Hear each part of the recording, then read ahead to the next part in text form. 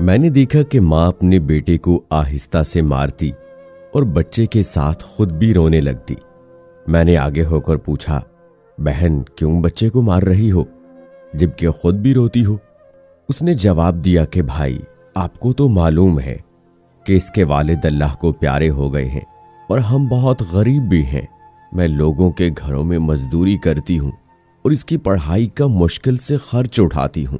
यह कमबख्त स्कूल रोजाना देर से जाता है और रोजाना घर देर से आता है। जाते हुए रास्ते में कहीं खेल कूद में लग जाता है और पढ़ाई की तरफ जरा भी तवज्जो नहीं देता, जिसकी वजह से रोजाना अपनी स्कूल की वर्दी गंदी कर लेता है। मैंने बच्चे और इसकी माँ को थोड़ा समझाया और चल दिया।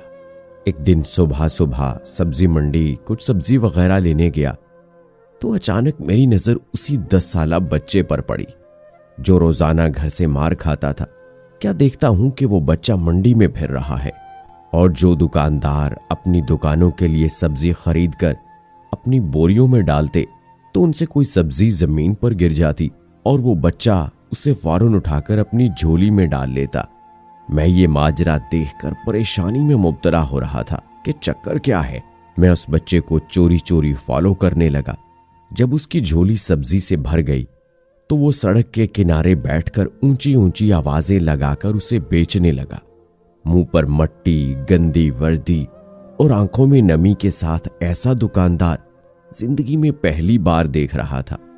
देखते देखते अचानक एक आदमी अपनी दुकान से उठा जिसकी दुकान के सामने उस बच्चे ने नन्ही सी दुकान लगाई थी। उस शख्स ने आते ही एक जोरदार पांव मारकर उस नन्ही सी दुकान को एक ही झटके में सारी सड़क पर फैला दिया और बाजू से पकड़कर इस बच्चे को भी उठाकर धक्का दे दिया। नन्हा दुकानदार आंखों में आंसू लिए दोबारा अपनी सब्जी को इकट्ठा करने लगा और थोड़ी देर बाद अपनी सब्जी किसी दूसरी दुकान के सामने डरते डरते लगा ली। भला हो उस शख्स का जिसकी दुकान के सामने अब उसने अपनी नन्ही दुकान लगाई। उस शख्स ने उस बच्चे को कुछ नहीं कहा। थोड़ी सी सब्जी थी, जल्द ही फरोख्त हो गई और वो बच्चा उठा और बाजार में एक कपड़े वाली दुकान में दाखिल हुआ और दुकानदार को वो पैसे देकर दुकान में पड़ा अपना स्कूल बैग उठाया और बिना कुछ कहे स्कूल की जानिब चल दिया। मैं भी इसके पीछे पीछे चल रहा था। जब वो बच्चा स्कूल गया तो 1 घंटा देर हो चुकी थी, जिस पर उसके उस्ताद ने डंडे से उसे खूब मारा। मैंने जल्दी से जाकर उस्ताद को मना किया कि यतीम बच्चा है, इसे मत मारो। उस्ताद फरमाने लगे कि सर ये रोजाना 1 घंटा देर से आता है, मैं रोजाना इसे सजा देता हूं कि डर से स्कूल टाइम पर आए और कई बार मैं इसके घर भी पैगाम दे चुका हूं। बच्चा मार खाने के बाद क्लास में बैठकर पढ़ने लगा। मैंने उसके उस्ताद का मोबाइल नंबर लिया और घर की तरफ चल दिया। घर जाकर मालूम हुआ कि मैं जो सब्जी लेने गया था वो तो भूल ही गया हूं। हस्बे मामूल बच्चे ने स्कूल से घर आकर मां से एक बार फिर मार खाई होगी। सारी रात मेरा सर चकराता रहा।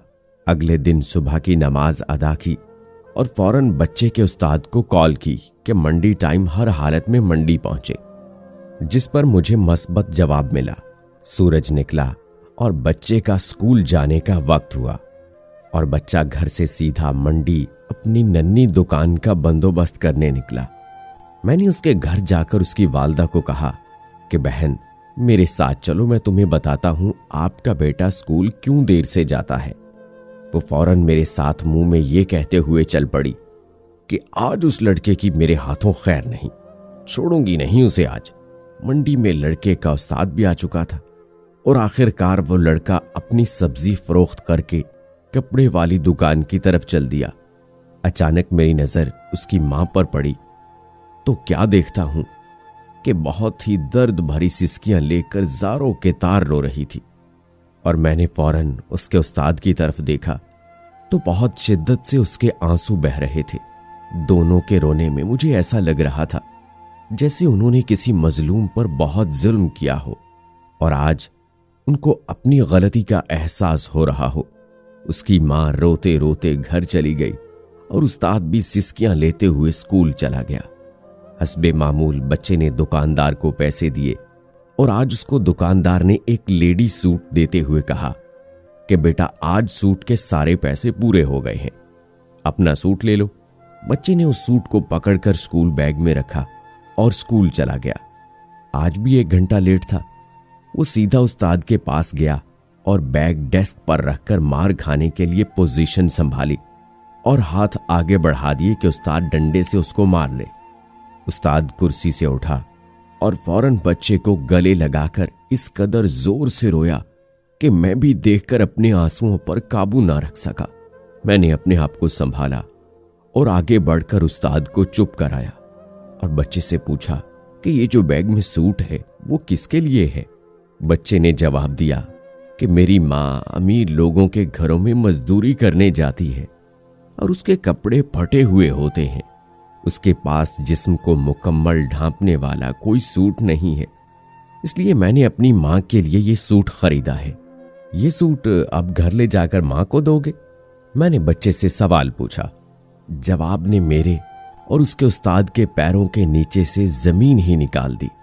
बच्चे ने जवाब दिया, नहीं अंकल जी, छुट्टी के बाद मैं उसे दर्जी को सिलाई के लिए दे दूंगा और रोजाना थोड़े थोड़े पैसे जमा करके सिलाई दूंगा। जब सिलाई के पैसे पूरे हो जाएंगे तब मैं उसे अपनी माँ को दूंगा। उस्ताद और मैं ये सोचकर रोते जा रहे थे कि अभी इस मासूम को और मंडी जाना पड़ेगा और लोगों से धक्के खाने पड़ेंगे और नन्ही दुकान लगानी पड़ेगी। आखिर कब तक गरीबों के बच्चे नन्ही दुकानें लगाते रहेंगे? आखिर कब तक?